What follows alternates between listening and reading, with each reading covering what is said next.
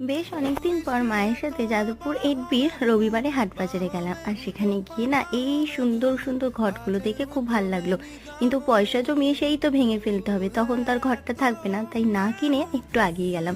আর 100 টাকা করে জুতোগুলো হাঁকছিল, সেটা দেখলাম। পায়ের সাইজে পেলাম না বলে আর একটু এগিয়ে যেতেই দেখলাম আবারও সেই বাঁকুড়ার এই হস্তশিল্পদের বানানো জিনিসগুলো, যেগুলো তো খুব দেখতে ভালো লাগছিল।